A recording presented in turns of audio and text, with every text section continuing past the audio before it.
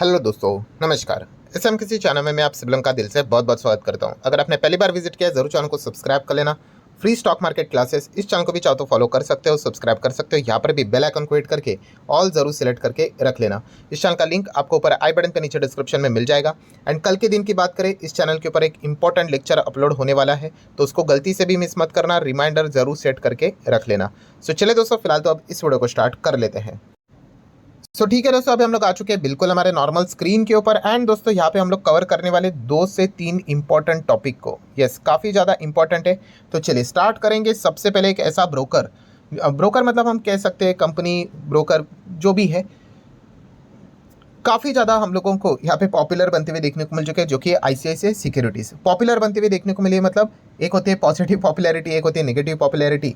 सो हम नेगेटिव मतलब इसीलिए यहाँ पे कह रहे हैं क्योंकि जिनके पास यहाँ पे जो शेयर्स देखने को मिल रहे हैं, ठीक है, वो काफ़ी ज़्यादा इनको एटलीस्ट सोशल मीडिया पे क्रिटिसाइज करते हुए देखने को यहाँ पे मिल चुके हैं। मतलब आईसीआईसीआई सिक्योरिटीज़ काफ़ी सारे कंपनी से रिलेटेड रिपोर्ट्स निकालते हुए देखने को मिल रही है। इस वीडियो में भी हम लोग 2 कंपनीज की बात यहाँ पे करने वाले हैं। एंड फिलहाल इनके जो भी रिपोर्ट्स निकल रहे हैं, उसमें से मैक्सिमम कंपनीज हम लोगों को जो करंट लेवल पे जो चल रही है, उसके नीचे के प्राइस के टारगेट उन्होंने देखे रखे हुए। मतलब इन शॉर्ट वो ये कहने की कोशिश करे कि ये स्टॉक गिर सकते हैं करके। सबसे ज़्यादा तो ये पॉपुलर बन गए माझगाव शिप बिल्डर्स के ऊपर। इन्होंने रिपोर्ट निकाली थी कि ये 77% तक गिर सकता है करके, ठीक है। अभी ये काफ़ी इसके ऊपर हम लोगों ने वीडियो से ऑलरेडी कवर कर दिए हैं।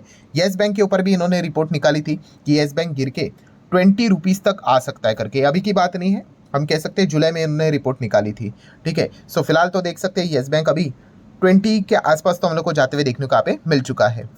देन अगर हम लोग बात करें, रिसेंटली उन्होंने लेटेस्ट हैप्पीएस्ट माइंड टेक्नोलॉजी से रिलेटेड भी एक रिपोर्ट यहाँ पे निकाली है। फिलहाल हम कह सकते हैं हैप्पीएस्ट माइंड टेक्नोलॉजी कितना चल रहा है, लगभग 800 के आसपास।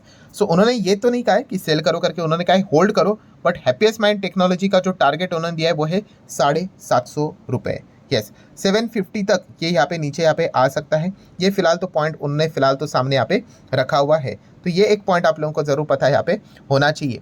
देन अगर हम लोग बात करें वोडाफोन आइडिया, वोडाफोन आइडिया भी अगर देखा गया, ये तो काफ़ी ज़्यादा टफ सिचुएशन से ही गुजर रहा है, हर किसी को यहाँ पे पता ही है, ठीक है। सर्वाइवल के लिए फाइटिंग यहाँ पे जारी है। बट फिलहाल तो हम लोग यहाँ पे कह सकते हैं कि इन्होंने इससे रिलेटेड जो टारगेट देख रखा है वो है 15 रुपये का, ठीक है। तो काफ़ी ज़्यादा टफ टाइम से ये कंपनियां गुजरते हुए, मतलब वोडाफोन आइडिया गुजरते हुए देखने को मिल रहा है। इससे रिलेटेड भी उन्होंने डाउनग्रेड करके यहाँ पे रखा, डाउनग्रेड नहीं मतलब होल्ड तो कह सकते हैं, बट टारगेट तो नीचे का देखे रखा हुआ है। येस बैंक से रिलेटेड भी टारगेट नीचे का देखे उन्होंने यहाँ पे रखा हुआ है। सो एक कुछ स्टॉक्स है जिनको आप जरूर स्टडी यहाँ पे कर सकते हो।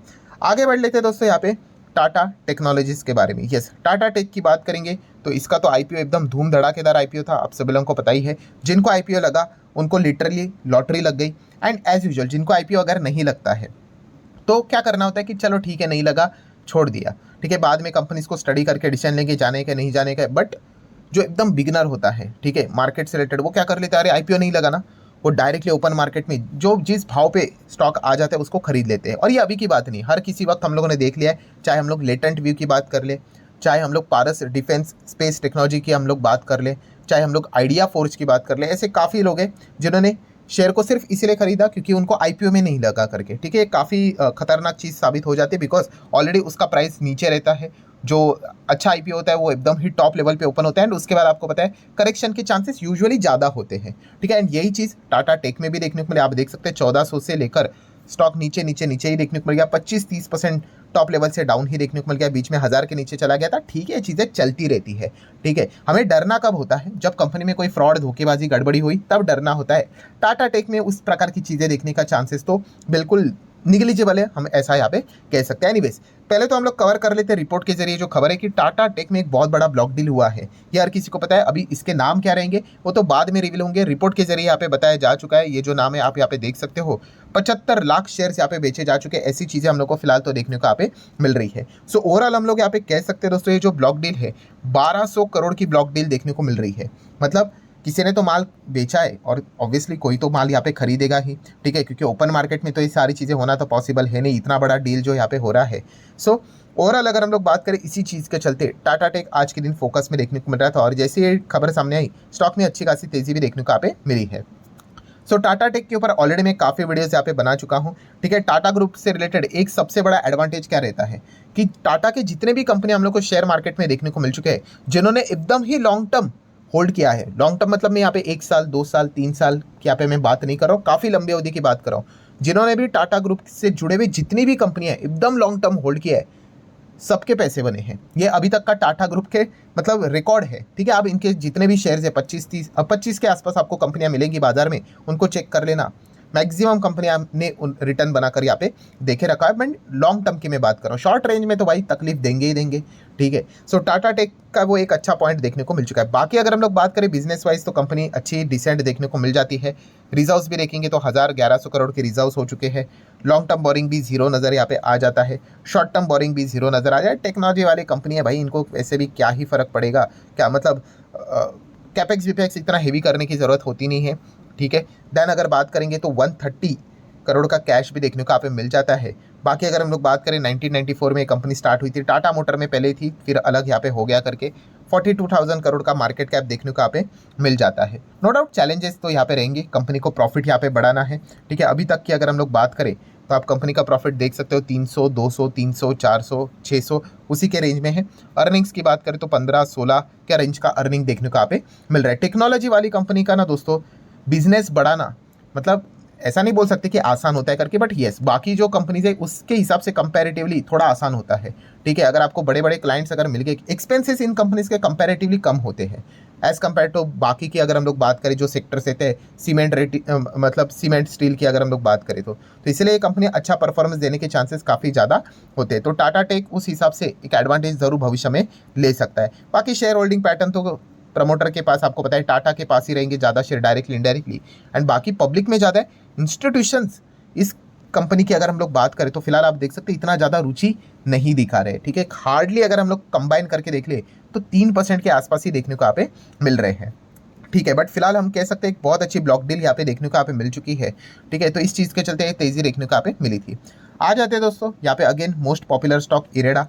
इरेडा पॉपुलर इसलिए हुआ था बिकॉज इतने सारे आईपीओ आए थे, बट यस जिसका प्राइस छोटा वहाँ पे काफ़ी लोग जंप करते, क्योंकि एक जो अंडरस्टैंडिंग होती है बिगिनर में, ऐसा उनको लगता है कि ज़्यादा क्वांटिटी होगा तो अच्छी बात रहती है, ठीक है। इसीलिए वो काफ़ी सारे जो छोटे छोटे क्वांटिटी वाले स्टॉक होते हैं वहाँ पे ज़्यादा हम लोग छोटे प्राइस वाले जो स्टॉक होते हैं वहाँ पे ज़्यादा वो मूव करते हैं ताकि ज़्यादा क्वांटिटी मिल सके करके। बट मैंने इसके पहले भी आपको बताया है ये काफ़ी डेंजरस चीज़ है, क्योंकि जो आपको परसेंटेज मिलते हैं रिटर्न्स मिलते हैं वो आपके इन्वेस्टेड अमाउंट के ऊपर मिलते हैं, ना कि क्वांटिटी के ऊपर। मतलब आपके पास एक क्वांटिटी होगी या फिर 10,000 क्वांटिटी होगी, वो मैटर नहीं करता है, आपने अमाउंट कितना इन्वेस्ट किया है उसी के ऊपर। अगर दोनों में सेम ही है 1 लाख अगर आपने निवेश यहाँ पे करके रखा हुआ है तो इस 1 लाख के ऊपर परसेंटेज का खेल चलेगा।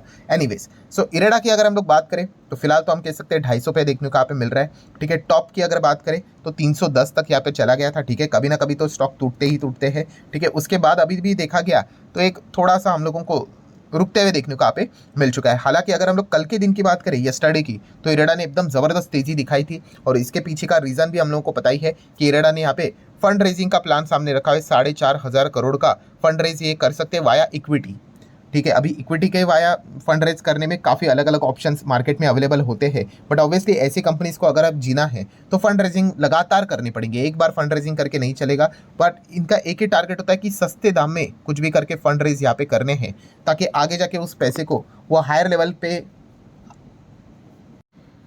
इंटरेस्ट के फॉर्म में यहाँ पे दे सकते हैं और अच्छा इनकम कमा सके। सो यहाँ पे एक खबर सामने आते हुए देखने को आप खबर तो नहीं कह सकते, बट एक इंटरव्यू जो चलता है यहाँ पे मैनेजमेंट का, तो कंपनी के जो सीएमडी है उनको यहाँ पे पूछा गया कि यहाँ पे फंड रेजिंग के अलग अलग मोड होते हैं, तो क्या यहाँ पे इस ऐसी जो खबर चल रही रिपोर्ट के जरिए कि गवर्नमेंट भी 10% तक स्टेक क्या कर सकते हैं इरेडा के जो ये फंड रेजिंग का ये जो प्लान है उसमें डाइल्यूट कर सकते हैं, मतलब सरकार ही शायद से अपना 10% स्टेक भी निकाल सकती है। ये सवाल उनको पूछा गया। ऑब्वियसली वो डायरेक्टली जवाब तो यहाँ पे नहीं देंगे, बट उन्होंने हिंट दे दिया है कि नेचुरल परसेंटेज डाइल्यूशन के चांसेस यहाँ पे हो सकते हैं, मतलब कुछ शायद से वो अपना माल यहाँ पे निकाल सकते हैं करके। ये एक पॉइंट हम लोग को देखने को मिलता है, क्योंकि अलग अलग ऑप्शंस यहाँ पे बाजार में अवेलेबल होते हैं जिसके चलते आप ये चीज़ों को यहाँ पे कर सकते हैं। बट उन्होंने ये भी कहा है कि अगर ऐसा करना है तो आपको बताइए प्रायर अप्रूवल लेना पड़ता है किनके ओर से, डीपम के ओर से, ठीक है, department of investment and public asset management. उनका अप्रूवल जब आएगा तभी जाके ये इस प्रकार का स्टेप यहाँ पे उठा सकते करके। एंड आप सभी लोगों को बताइए अलग अलग ऑप्शंस भी यहाँ पे होते हैं, उसको भी वो कंसिडर करेंगे, जैसे कि QIP होता है, राइट इशू भी होता है, ठीक है, अलग अलग चीज़ें यहाँ पे रहेंगे और 29 तारीख को ही पता चलेगा कि एग्जैक्टली यहाँ पे क्या होने वाला है करके, ठीक है। वैसे तो फंड रेजिंग के लिए हरी झंडी तो दे ही देंगे भाई, वरना आगे सर्वाइव कैसे करेंगे। सिर्फ ये देखने वाली बात है कि कौन से मोड से ये फंड रेजिंग करेंगे करके। सो आखिरी सवाल उनको यही पूछा गया कि क्यों फंड रेजिंग यहाँ पे कर रहे हो करके, ठीक है। तो उन्होंने यही कहा है कि जो टारगेट है हमारा देश का कि 2030 तक 500 गीगावाट रिन्यूएबल एनर्जी का टारगेट अचीव करना है करके। एंड इस टारगेट को अगर अचीव करना है, इस विजन को अचीव करना है, तो जो मिशन रहेंगे वो मिशन ये है कि 50 गीगावाट हर साल यहाँ पे अचीव करना पड़ेगा, तभी जाके वो 500 वाला टारगेट अचीव होगा। एंड इस सिचुएशन को अगर हम लोग देखें तो फंड रेजिंग ये काफ़ी इंपॉर्टेंट है, ठीक है, तभी तो जाके आप फाइनेंस यहाँ पे कर पाओगे, वरना यहाँ पे क्या हो जाएगा, सिर्फ बातें ही यहाँ पे रह जाएगी करके। सो डेफिनेटली उसी दिशा में यहाँ पे एक्शन लेने के लिए उन्होंने फंड रेजिंग का प्लान यहाँ पे किया। एंड अगेन कह रहा हूँ, ये फंड रेजिंग कोई लास्ट फंड रेजिंग नहीं, इसके बाद भी इनको मल्टीपल फंड रेजिंग यहाँ पे करते रहने पड़ेंगे।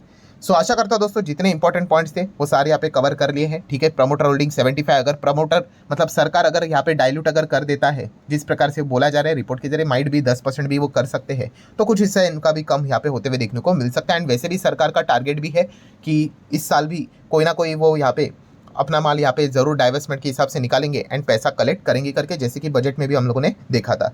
सो ठीक है दोस्तों, जितने इंपॉर्टेंट पॉइंट्स थे सारे कवर कर ले। वीडियो हेल्पफुल लगा होगा तो चाहो तो लाइक एंड शेयर कर सकते हो। मिलते हैं नेक्स्ट वीडियो, तब तक के लिए बाय बाय।